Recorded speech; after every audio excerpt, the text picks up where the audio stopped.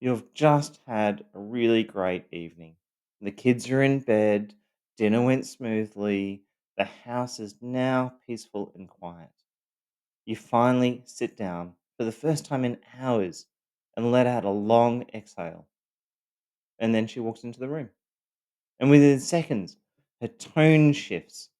A comment lands sideways. Something you said earlier gets reframed as you being cruel or dismissive or proof that you just don't care about her. Within minutes, you are defending yourself against accusations you don't understand. The peaceful evening is gone, it's been shattered, and you are left wondering what you did wrong. This happens after intimacy, after apologies, after moments when you finally felt safe. Or it happens right before a work presentation, or court dates, or family events. It happens when you sit down to rest, when you share good news, when you finally start to feel okay. This is not bad timing.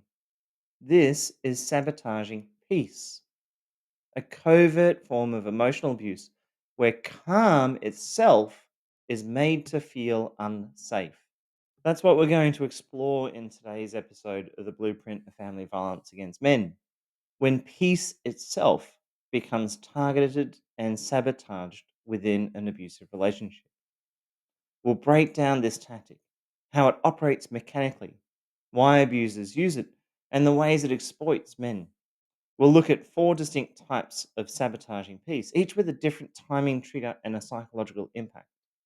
And we'll cover practical tools that you can use to protect yourself when calm becomes a weapon. For those of you who are new here, this is Stand Again, a lived experience platform for male victims of family violence.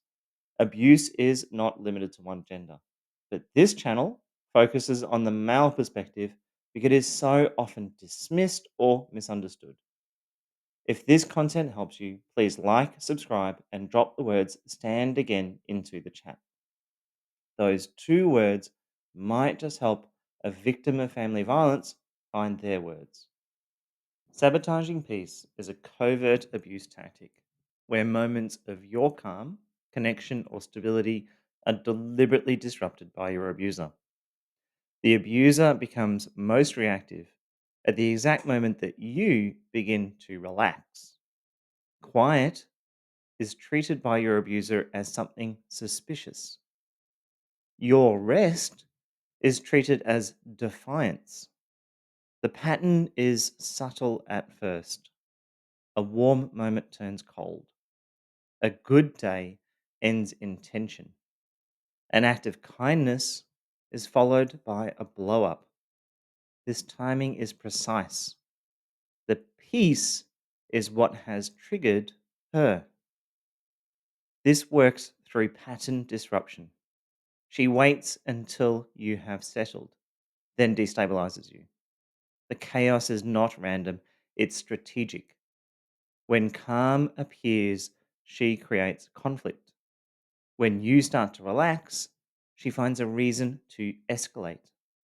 Your nervous system learns that peace precedes attack. You begin to flinch from joy. You anticipate impact every time things get still. Rest stops feeling like it is safe. She targets peace specifically because it prevents your recovery. You can't heal from one conflict before the next one starts. You can't build momentum towards clarity or independence because every time you stabilize, she resets the field. This keeps you in survival mode, constantly scanning for the next disruption, managing her moods, trying to preserve moments of peace she has no intention of letting last. You're focused on her emotional state rather than your own needs. This tactic also creates isolation. Explaining this pattern to others sounds silly, paranoid. She picks fights when things are going well, doesn't register as abuse to people who haven't lived it. And it keeps you performing, always trying to maintain peace anticipating her needs, smooth over tensions before it starts. You become responsible for managing an emotional climate you have no control over. To understand why this tactic is so destabilizing for men, we're going to create three main buckets that many men within an abusive relationship tend to operate with. Bucket one is task time, which is doing something productive that services the abuser's need, like working for pay, cleaning the house, fixing the broken window before she gets angry at you. Then there is relationship time, which is making sure she feels admired, responding to her shifting emotions, and being the emotional punching bag. And then there is me time, which feels foreign within this dynamic. This is where you rest, pursue your hobbies, or do something that recharges your batteries. Many men within an abused relationship will prioritize task time and relationship time, depending on what's occurring in the relationship at that moment, and leave little to no room for me time. What compounds this is that society also tells us this is the way we should organize our time, whether we're in an abusive relationship or not. Men are taught that me time is selfish, that taking time for yourself means neglecting what matters. So when you finally do take me time, when you sit down to rest, read something, pursue a hobby, there's always an internal voice saying, "Get up, you lazy bum." You might recognize it's unfair to be pulled back into action, but you also secretly believe you should not be sitting down.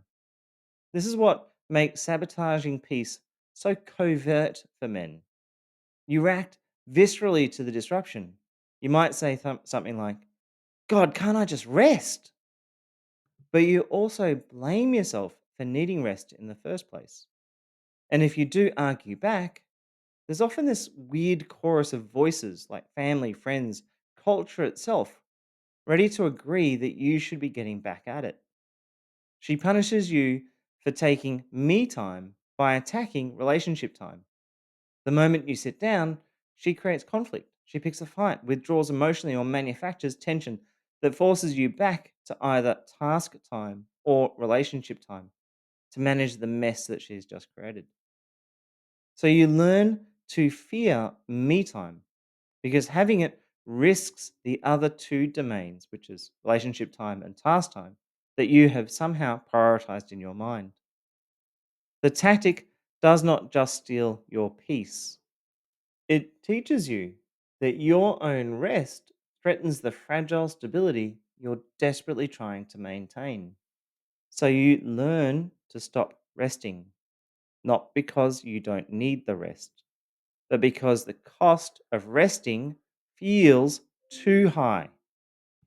Sabotaging peace shows up in four distinct ways. Each one operates on a different timing trigger, but they all share the same goal that we just went through, which is to make calm feel unsafe. Way one is conflict after calm. Conflict after calm is the deliberate ignition of conflict immediately following moments when you finally stop, when the house goes quiet, when you've just finished something demanding. The blow up comes right when you sit down. The heavy conversation gets dumped on you the second you exhale. You've worked all day, and the moment you rest, she finds a reason to disrupt it. This teaches your nervous system that stopping is dangerous. The timing is what reveals the pattern.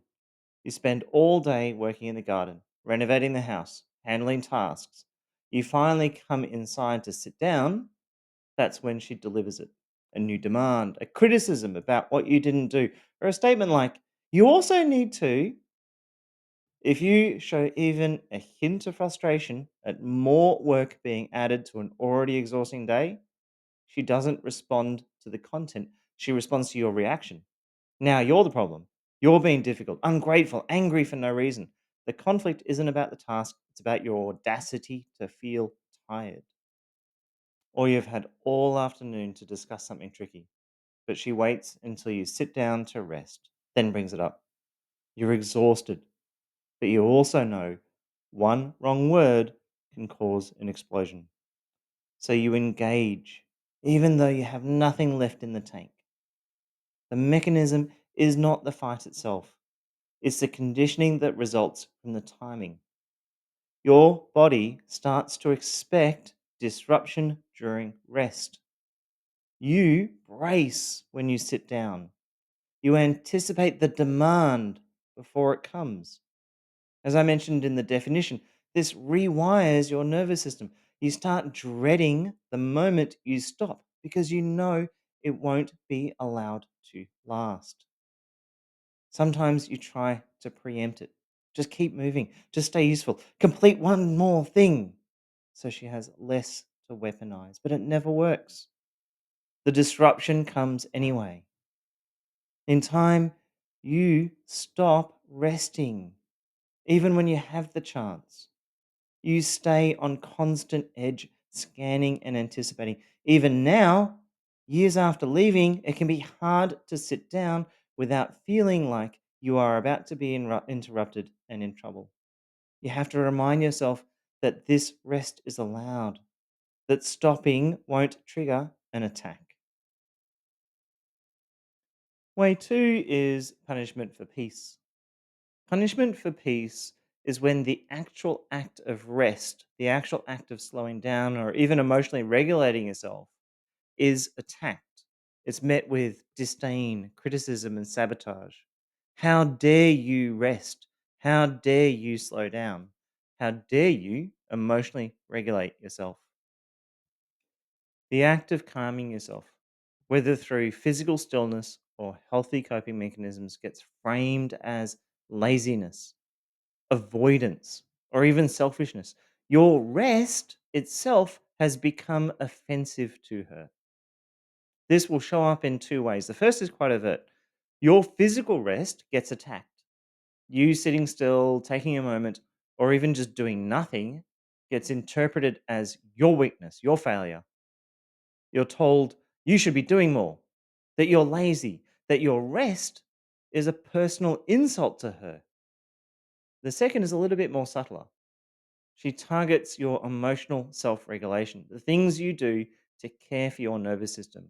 Your journaling gets mocked, your solo time gets interrupted, your breath work or mindfulness gets labeled dramatic or performative. Anything that brings you calm becomes a trigger for her and therefore a threat to your safety. In abusive relationships, attacking your rest, particularly criticizing you for needing it, is a common tactic.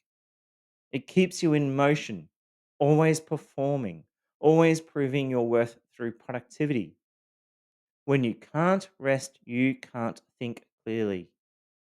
You can't rebuild your emotional reserves. You become easier to control because you're running on empty. Even on quiet days, you feel like you have to keep moving. If you sit down, she finds something, a mess you missed, a chore left undone, or just a sigh loud enough to let you know you are failing. It does not matter that you've worked all day, cleaned, handled the kids. Rest is never deserved. It's suspicious.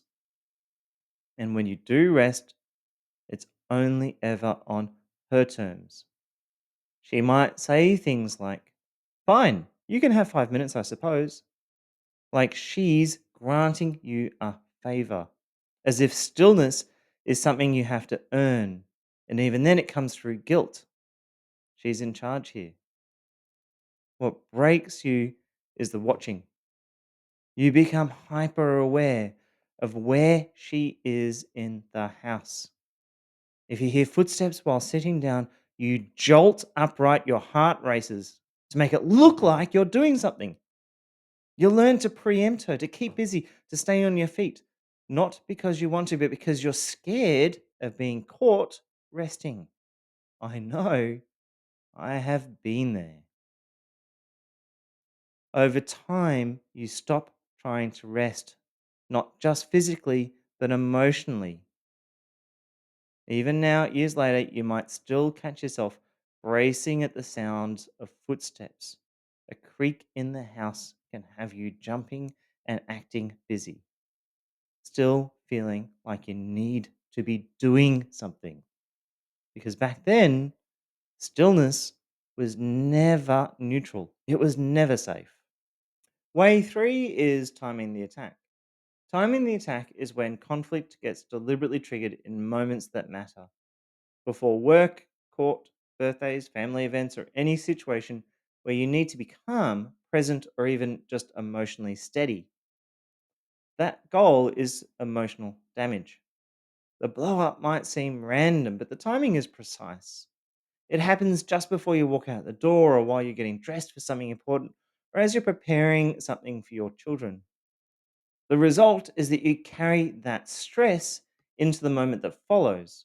You're flustered, doubting yourself, and off balance. This leaves you feeling hijacked, not only in the relationship, but in the rest of your life. You can't focus, you can't be present. You're not just fighting at home anymore. You're now fighting ghosts in the boardroom, in the courtroom, or at your child's birthday party. The conflict travels with you because that's exactly what she intended. The pattern reveals itself through that repetition. The morning of a major work presentation, you're suddenly being accused of emotional neglect. 10 minutes before you're meant to leave for a family event, she finds something small and twists it into an argument. The night before you travel for work, there are screaming matches that leave you broken and sleep deprived. At first, you may think it's just bad luck. Eventually, you realize that conflict isn't the byproduct, it is the point. The fights always happen when you have something else that matters, something you might be proud of, something you're scared about, something you can't afford to mess up. And that's what makes it so effective. You walk into the next moment off balance, trying to hold it all together while carrying a storm inside. She sends long, aggressive texts during your workday, demanding responses immediately. She dumps emotional accusations on you in the car on the way to something important. She explodes right after you have completed something meaningful, undercutting any sense of accomplishment. You learn that success, preparation, and important moments become triggers for her to destabilize you. So you start trying to hide those moments from her. You don't mention the presentation. You downplay the dates. You keep achievements small and quiet, hoping they will not become ammunition. Way four is criticism in good times.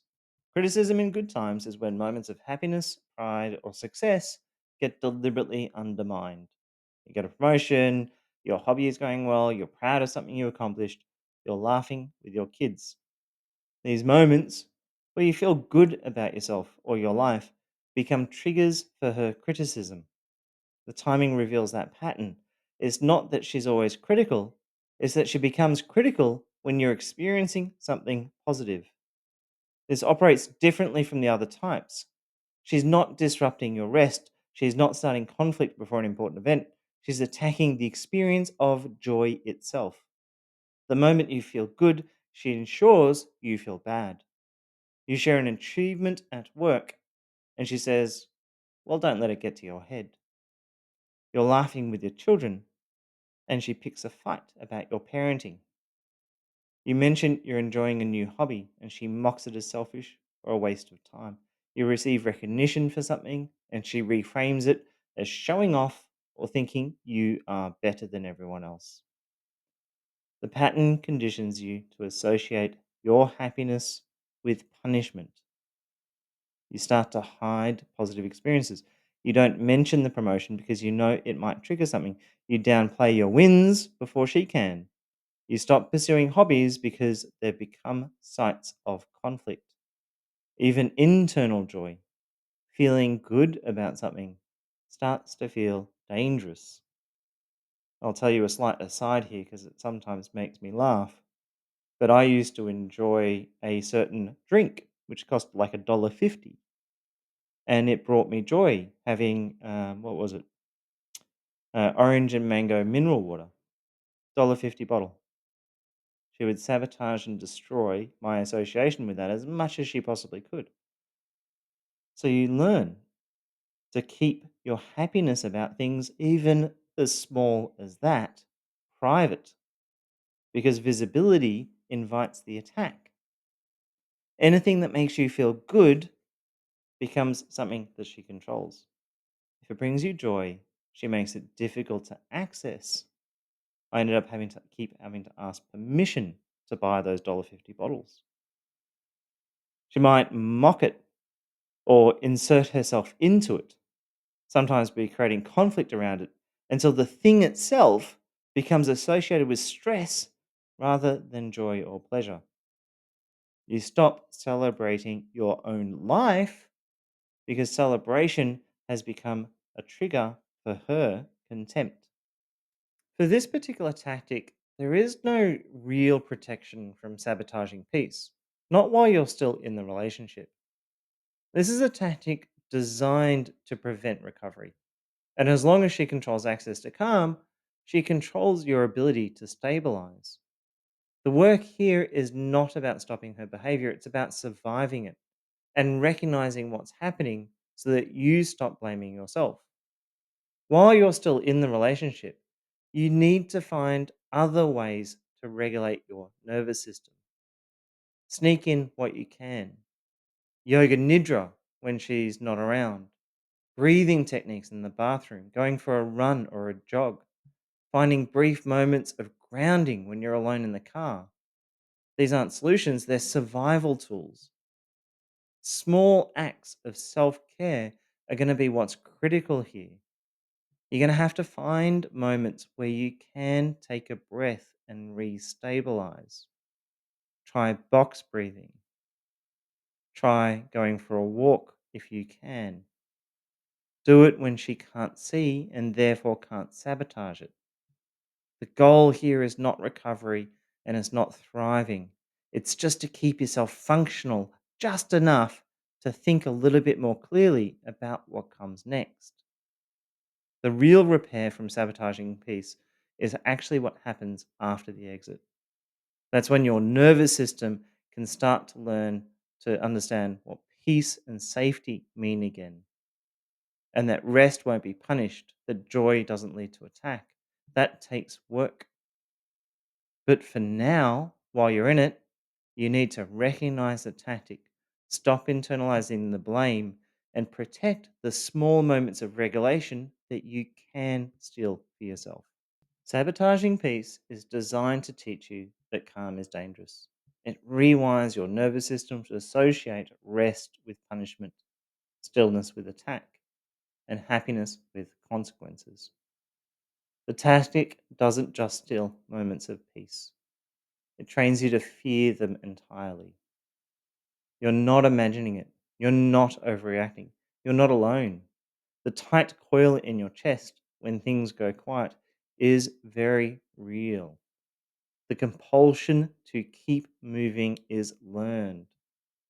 The fear that stillness would trigger chaos is a survival response to someone who weaponized your need for rest.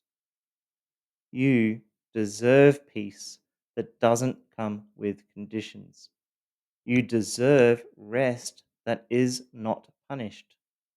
And you deserve a life where calm feels safe, not like the setup for the next attack. This is Stand Again, lived experience platform for male survivors of family violence. Please like, comment, and subscribe. Your voice might just help another man find his. If you're looking for one on one support, you can book coaching with a member of the Stand Again team. Simply visit standagain.com.au, where you will also find grounded information on surviving and recovering from family violence as a man. As always, remember that no matter how many times you've been knocked down, you can stand again.